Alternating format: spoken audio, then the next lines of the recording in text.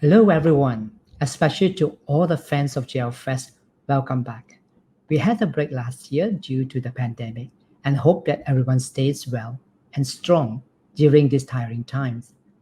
And please stay home, but stay online with us as JLfest goes online this year with many programs lined up for you. The festival starts today, July the 1st, and ends September 30th. Among the many programs that we have is this Thursday talk shows. It is a series of an hour interview focusing on the theme Why Japanese. Our invited guests will share their personal journey with the language, how they got started, how they cope with it, and what impact the Japanese language has on them. These interviews will be aired on Thursday at 8:30 p.m. Malaysia time. So check it out at our website www.jlfest.my.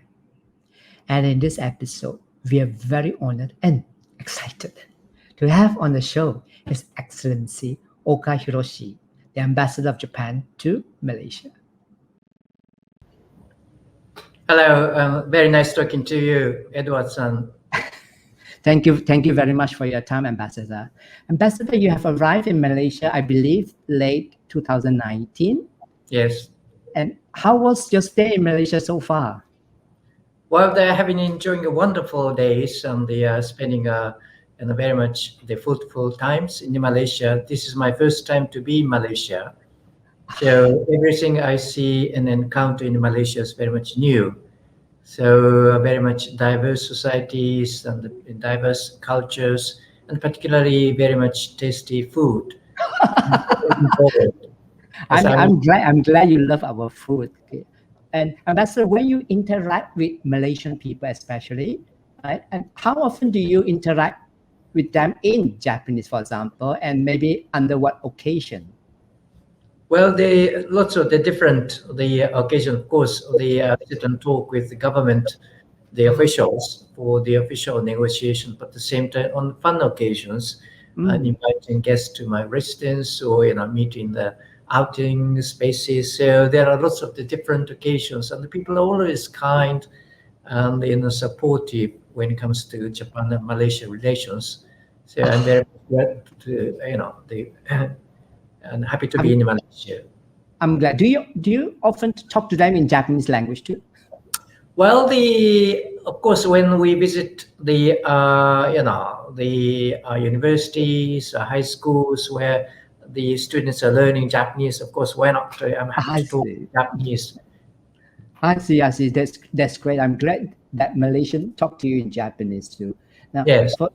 For your information, Ambassador, Japanese remains the most popular language among students in Malaysia, especially foreign language. And Japanese classes in schools and universities is usually oversubscribed, meaning that there's more students compared to the number of classes is available. I believe maybe largely this is accredited to Malaysian likes Japanese anime and manga, perhaps. And Ambassador, I would like to ask your opinion that do people need to know Japanese in order to enjoy anime and manga? Oh, yes.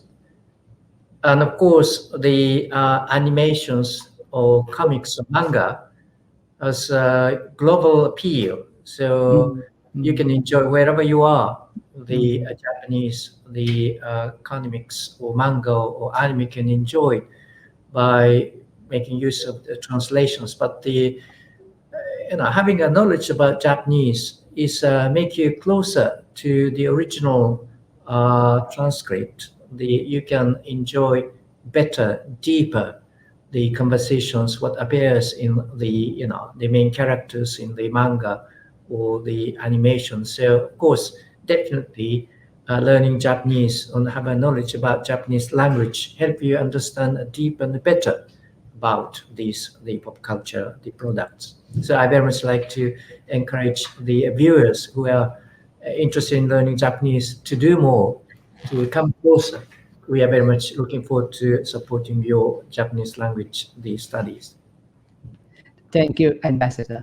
But I'm glad that manga is one of the very fun way to learn the language. Yeah, it's a very good attraction too. But what is your opinion about the popularity of anime and manga in Malaysia, and why it is so popular?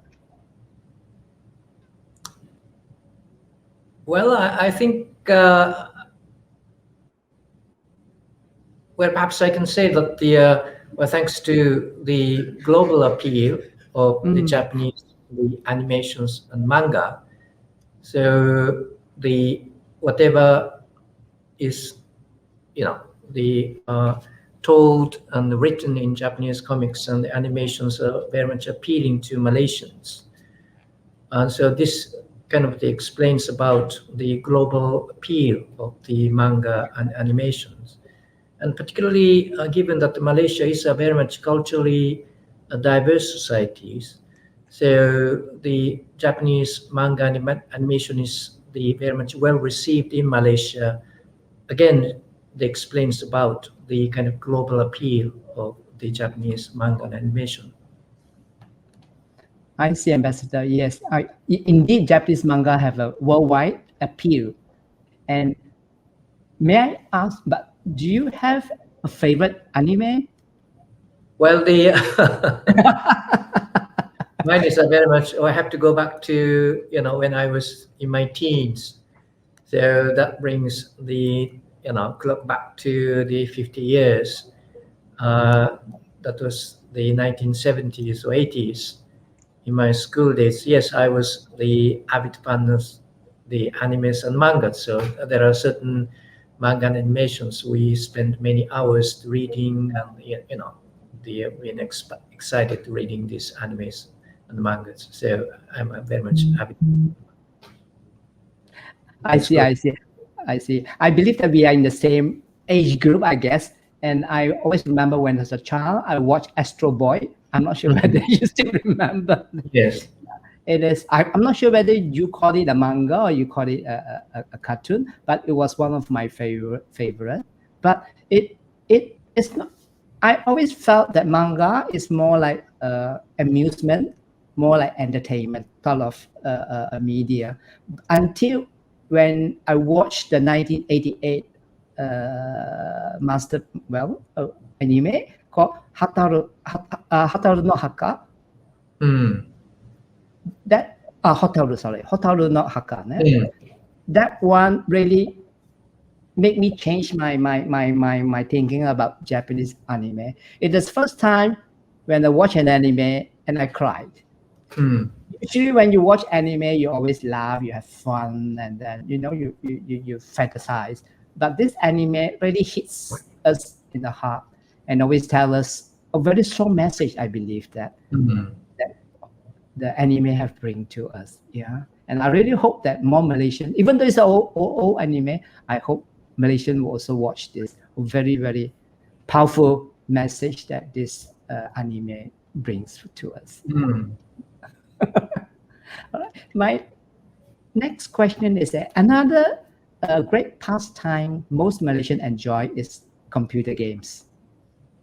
Yeah, and for instance, the Pokemon Go. All right, hits the world by Strongman. I could see people, all young men, women, running around chasing monsters everywhere. Yeah, I was just, what do you think about, in your opinion, Ambassador, what do you think that these games, such as Pokemon or like Final Fantasy, has influenced to attract young generations to learn Japanese language? Okay. Before the touching upon games, reading animations and comics is as if you were reading novels. So you are going into the world. So you can, of course, discover joys. You can discover excitement. But at the same time, you can discover lots of issues being explained and discussed within the animations or even the comics. You touch upon Astro Boy. Well, again, this is one of the favorite manga and comics. But again, of course, the main storyline is a rather simple one. At the end of the day, Astro Boy is for the fighting the vices or evils and the promoting the virtues for the humankind. But at the same time, the during the course of the narratives, the themes such as whether we can develop the friendship between humans and robots is seriously put forward for us to think about. And also to what extent we can make use of the scientific discoveries like genetic engineering can be utilized for the benefit of the human societies.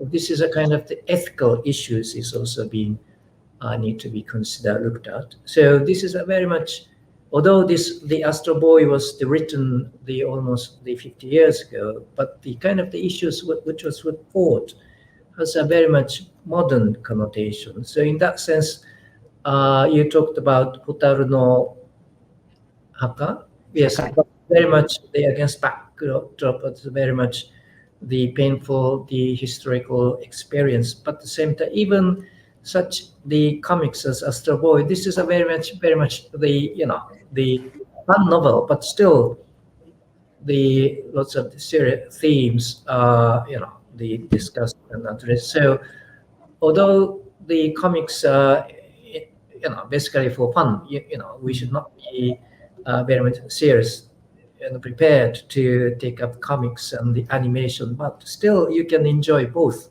the fun and excitement, but at the same time the uh, comics and animations they present before us the kind of the serious the matters for us to look into. For instance, we learned through reading another the comics like Kamuiden, or this is a rather long the serial the comics, but that features the young ninja the growing up. But again, the story is told against backdrop of pre-modern feudal class-ridden societies. Then we can learn about the very much difficult the condition, the situations the ordinary people are living, the poverties, inequality, inequality, etc. So the manga is a very much the very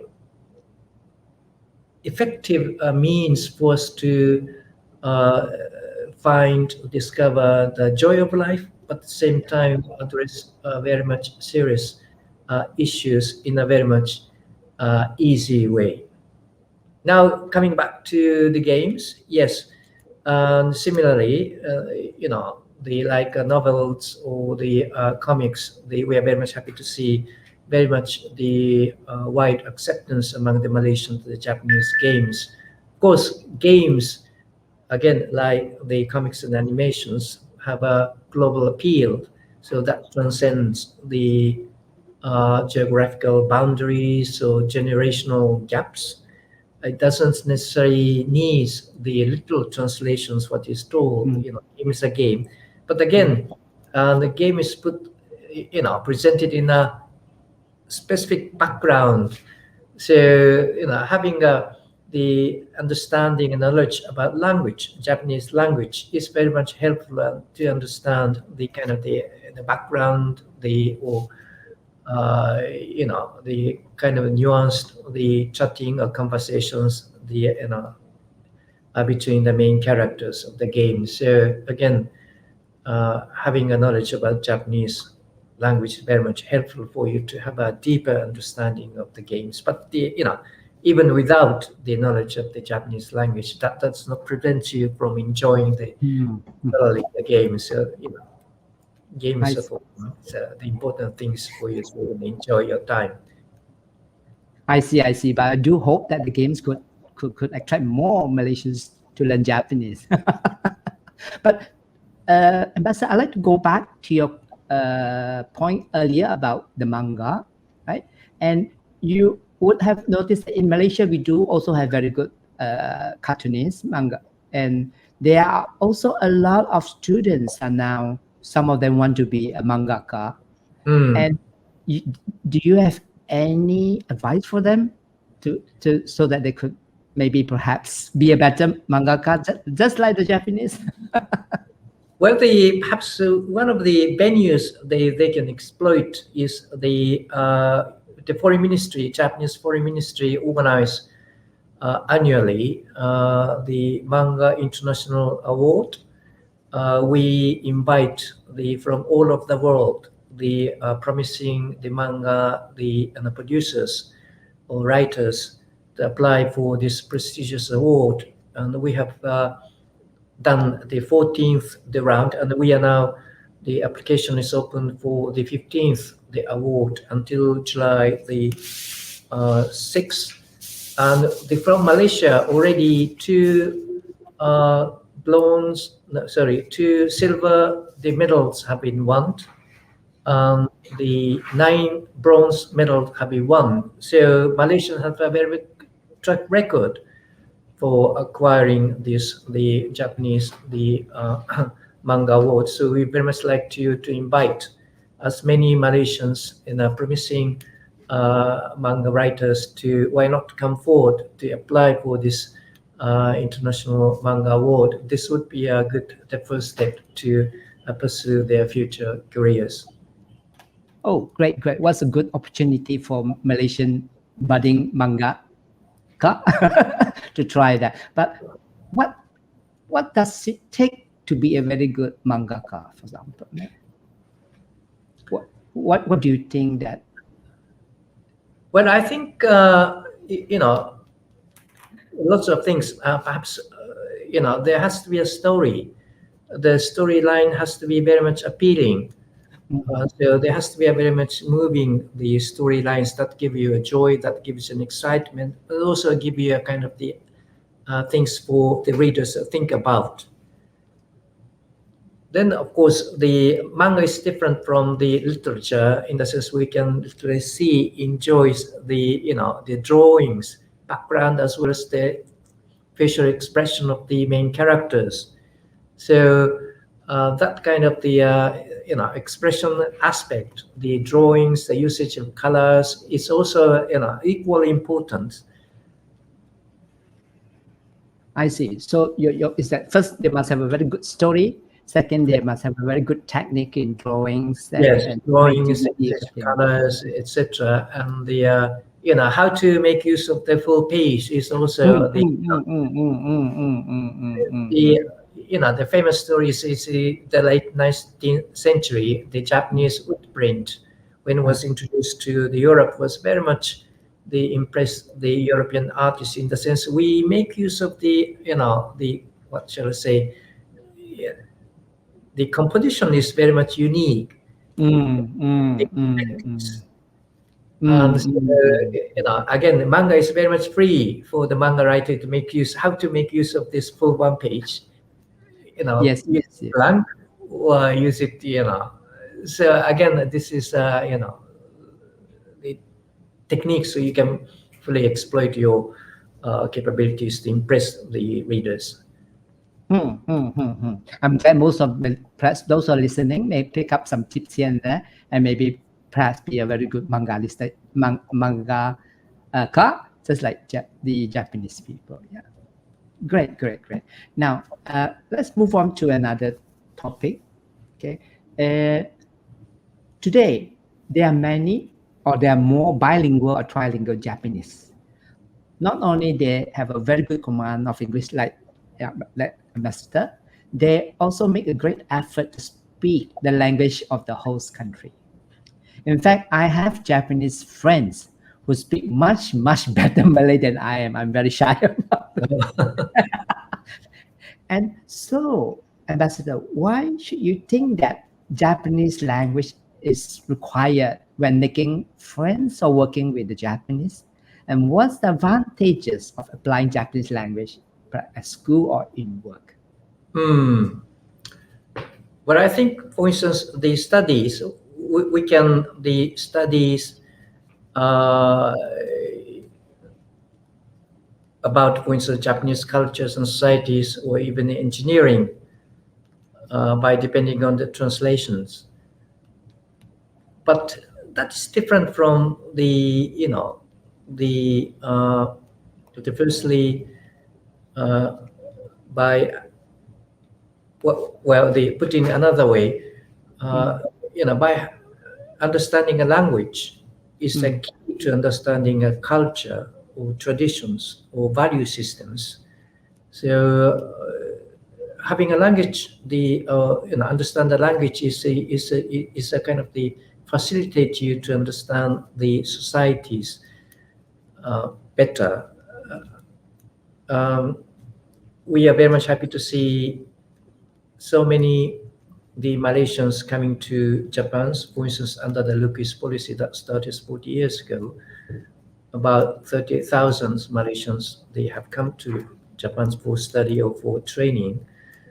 Of course, training itself and the study themselves are very important, but equally important is to know the people and they know how they think about through the conversations by living together, spending time together.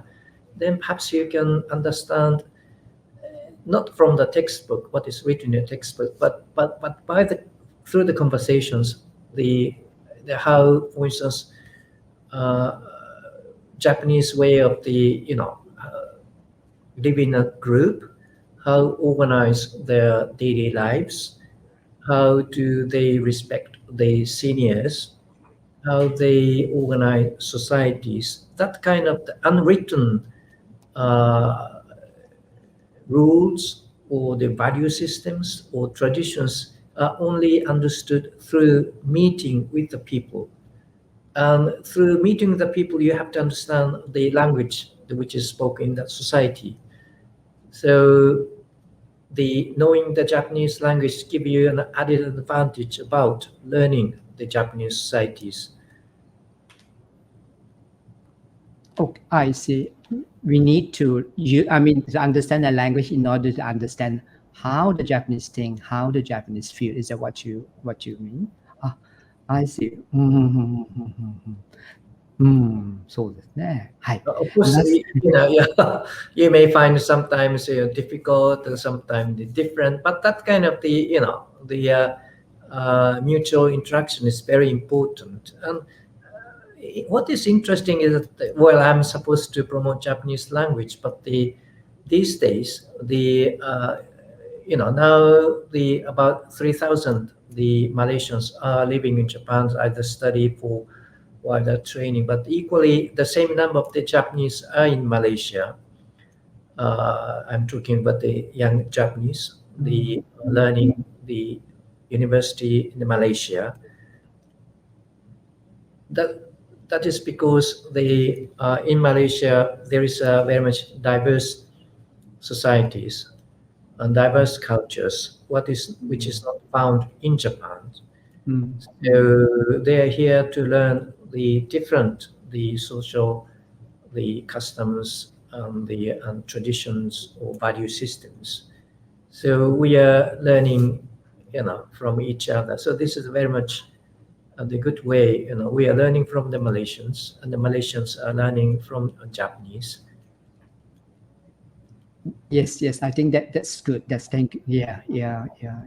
But coming back to just now, Ambassador, you're talking about using Japanese to communicate with the Japanese people, whether in social life or whether in work, right? I have been doing that for so many years, and one of the things that I realized that especially when you're working with them, all right, it's very good when we sort of even we go out for lunch and we use Japanese, we talk, and they sort of have a very good understanding of it. But I also sometimes feel that it could be also a disadvantage because sometimes it's very difficult for them to ask them for a decision if I ask them in Japanese. So sometimes I will ask them in English and the answer come back very quickly. Rather than when I ask them in Japanese, they just go round and round and round and round. Maybe it's because of the culture of not able to express their opinion directly. Would you think so, Ambassador? Well, Japanese society is changing. For instance, I'm almost 60 years of age. when I entered the foreign service, out of my classmates, the 25, only two are females. So that was predominantly male the class. But these days, the more than half of the new enrollment into the foreign service is female. So, of course, this represents the kind of the changes that is taking place in the Japanese societies. So, well, traditionally, yes, we are not used to be seeing the foreigners walking in the street, say 40 years ago, 50 years ago. I didn't go to the foreign countries until I start working in the foreign ministry. I never been to overseas even during high school days or even university days. But that kind of person went to the foreign ministry and working for the foreign relations. But anyway, so I don't know, the person who are addressed is a senior person or junior persons. So we are happy to be, as long as Japanese and living overseas, we are expected to be, spoken in the, well, they are not expected to be spoken addressed in Japanese language because they're in they are prepared to be, they discuss in the English or in the Malaysia is in Malay language, but suddenly perhaps if they are spoken to by Japanese, they are kind of start thinking about, well, should we continue conversation in Japanese or not? But in any way, when the younger generation is more eager to engage with the foreigners. So I don't think that kind of the psychological inhibitions that used to be in our mind is no longer the case. So please speak to the Japanese in Japanese. If you have a knowledge of the Japanese, you can say the konnichiwa, ohayo gozaimasu. That makes a tremendous difference. It's breaking those. Then you can switch to English or switch to Malay, as you consider fit for the conversations. If you have to be precise, then perhaps you can choose the certain language. But if you can continue to make friends, then you can continue to speak in Japanese or So I don't know whether I can respond to your questions. In a way, yes, you did. But I always feel that sometimes when Japanese speak in Japanese, they think in Japanese. Therefore, it is very difficult for them to tell what they want directly.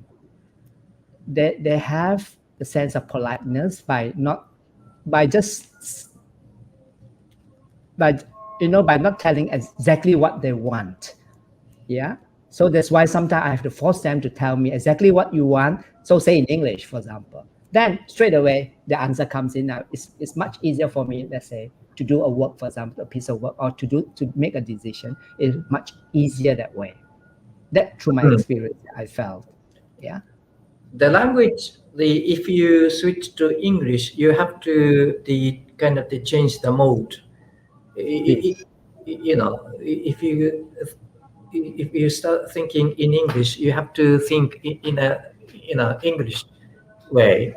You have to say yes or no. I don't think or I do agree. So you have to make a conclusion first, rather than in Japanese way we say yes or no at the very end of the sentence.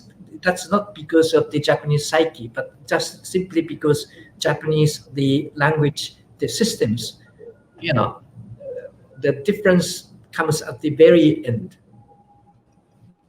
So please don't if you what I'm talking about is that so of course the choice of language sounds you different, but the sounds you different is not necessarily mean that the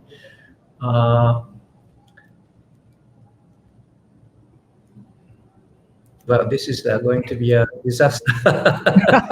No, it's okay. Thank you very much for giving us giving me your take on this. Yeah.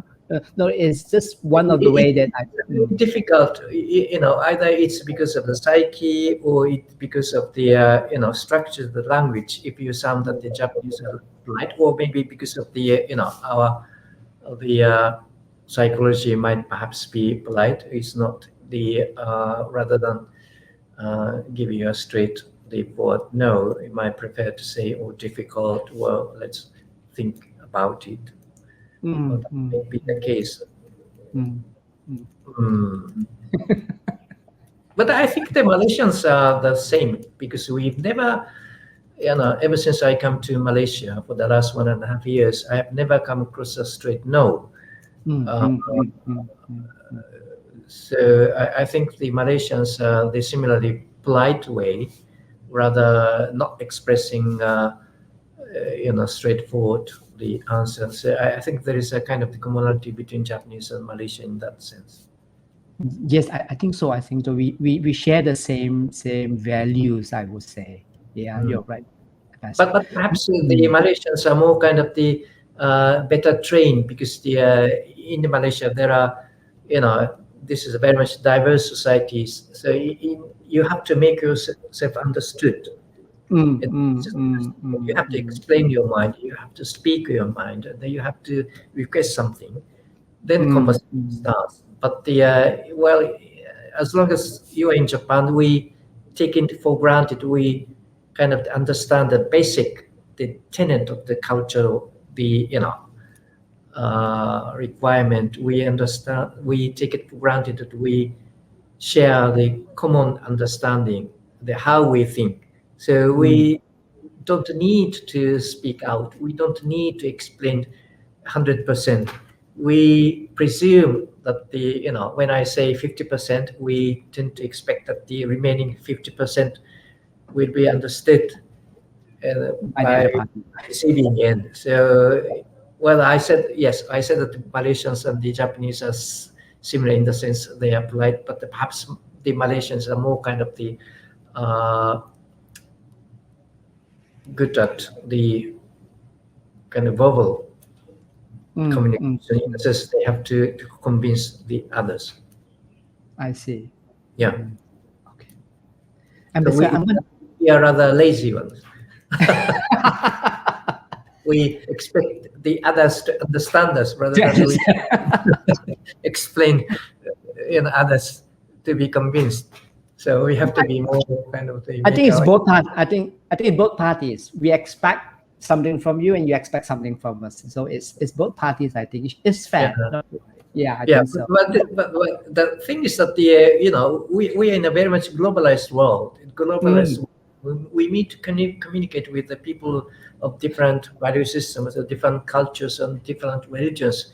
So we cannot take the others.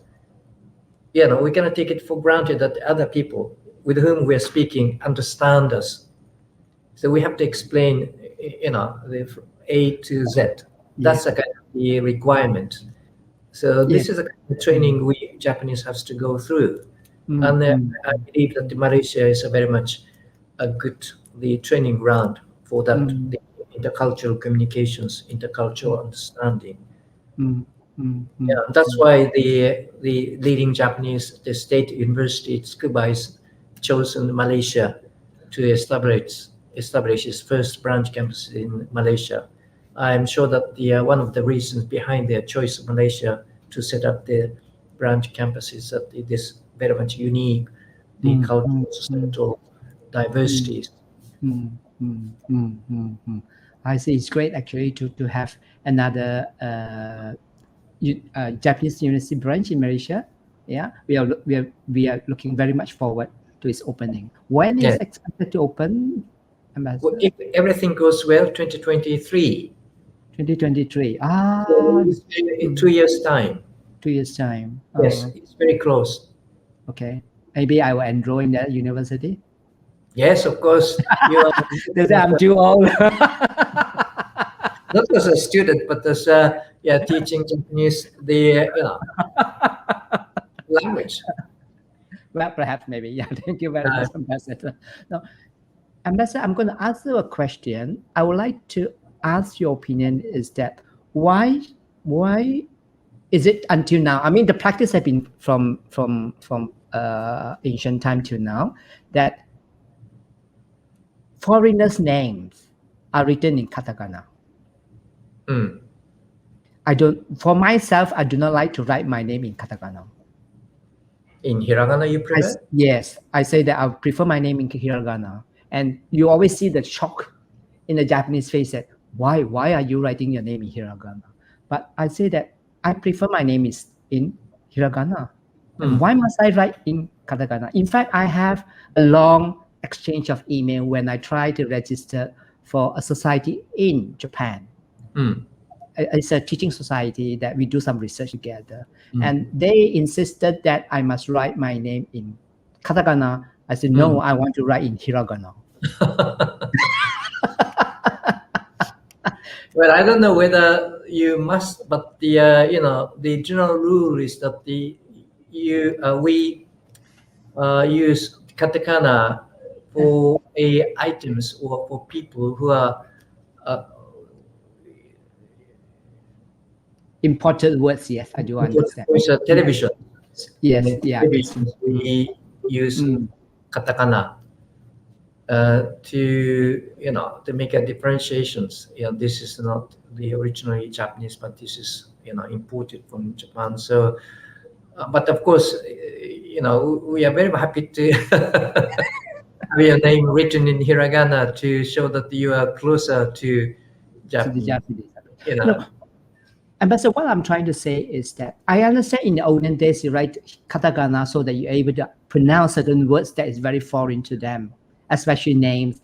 Yeah, but that is 100 years ago. But now Japanese speak so well English that I don't think they need katakana to read my name.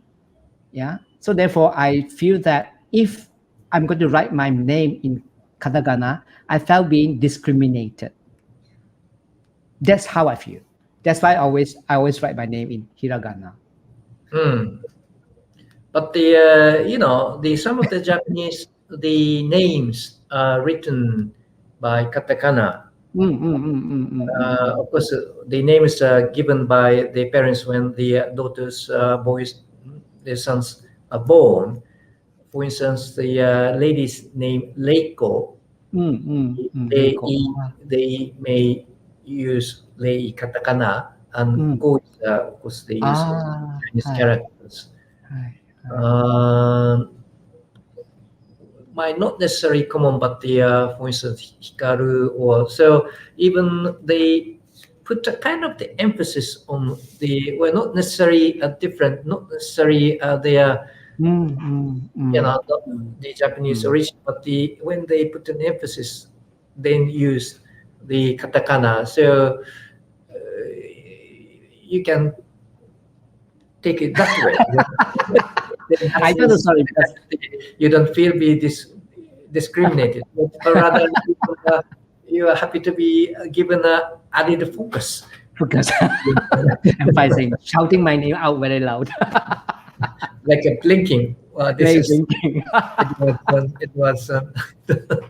But thank you very much for your reply, because I try to ask a lot of people. Not many are able to reply as what you have said just now. Thank you so much for your reply. I'm much better now. I feel much better now. Rather than being discriminated. Okay, let's go to the last question for today, Ambassador.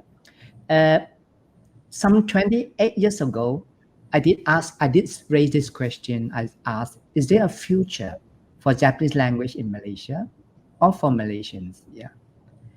And today, while doing this show, it come back to me and I was thinking, is there a future? And I would like to hear opinion from you, Mr. Ambassador. Well, I would say that there is a bright future for Japanese language in Malaysia, and we very much happy, first of all, to be able to participate in this Japanese language, the festival. As I said, since the Lucas policy was launched in 1982, as many as 30,000 Malaysians have come to Japan for the study or for training. In Japanese, the higher educations, the educations are taught in Japanese language. So all these, the Malaysian students have first learned Japanese language and then study, and then return from Japan to Malaysia. Now they are at the forefront of the government services, or engaged in the business activities, or leading the engaged in educational leadership role. So they are at the forefront of the Malaysian society. We are very much happy to see the people with Japanese footprint, the running at the frontliners of this society.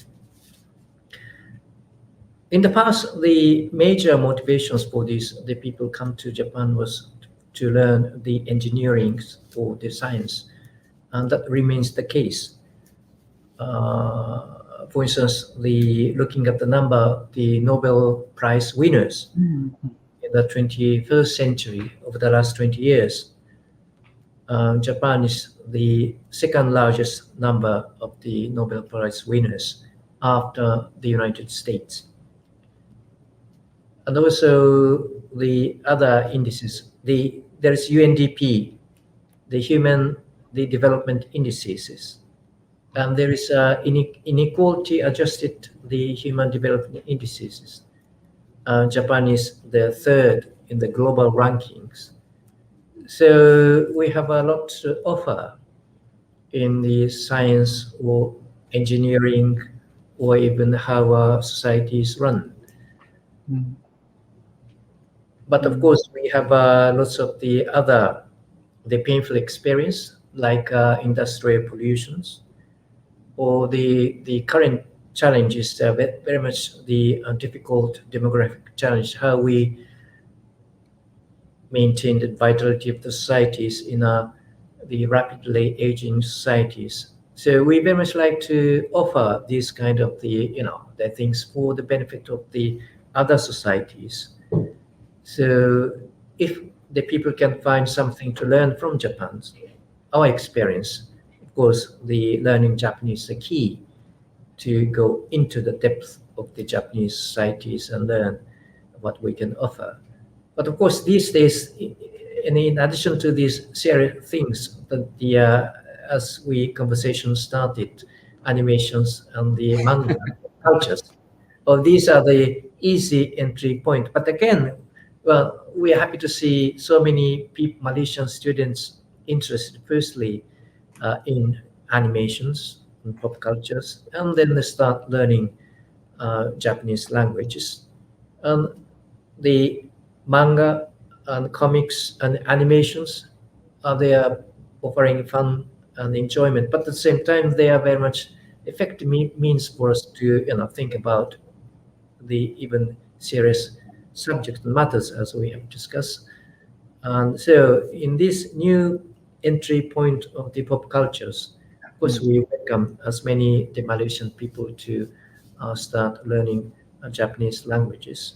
So now the Malaysia is one of the top 10 the countries in the world where in terms of the number of the people learning Japanese. So the number of the Malaysians learning Japanese is on the increase. So we are very much optimistic, and that there is a bright future for the Japanese language educations in Malaysia. And this is, again, we like to emphasize that this is not simply the Malaysians are learning, from Japanese experience. We very much like to emphasize this is a two-way. The interaction is not taking place. The increasing number of the Malaysians are coming here Japanese are coming here in Malaysia, as I said, in the universities. So we are very happy to see the bright future for the Japanese language education in Malaysia, but at the same time, bright future for the Malaysian language education in Japanese, so that we can interact better and deeper, and we can learn from each other much, much better. Ambassador, I'm very glad that you're very positive over the future for the Japanese language. Of in course. Malaysia.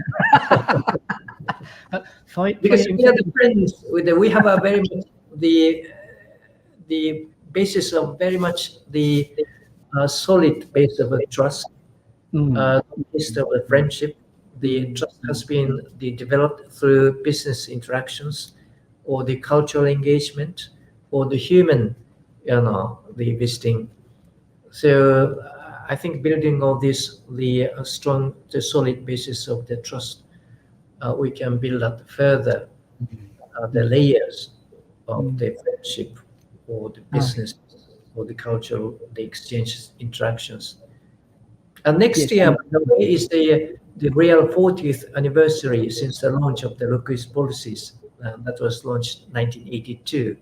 So yes. 2022 is the real 40th anniversary of the locus policy. So why not to organize a series of events with the highlights, or these are the achievements, Ah, over the last 40 years or since independence.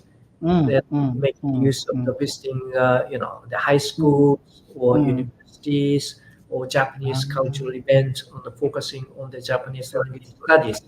We are happy to make a visit throughout the country, not just Wow. at KL, all over the country, to stoke the fires of the excitement about the Wow. Japanese language studies throughout the year, next year. So we count on your support, and we Yeah, count on yeah, yeah, yeah. Thank you. the viewers of these programs. I'm sure a lot of schools, university, and other organizations be more willing to collaborate and to do something to celebrate our past very good what do you call that relationship between Japan and Malaysia, especially to Japanese language education. But Ambassador, for your information, actually just now I Yes. was talking that the Japanese Language Society of Malaysia and the Malaysia Japanese Language Instructors Society is conducting a nationwide survey on the Mm. Japanese language education in Malaysia for this year. So we hope that we could publish the finding in time for the celebration of the 40th anniversary. Yes. Yeah, perhaps maybe sometime in March. Yeah.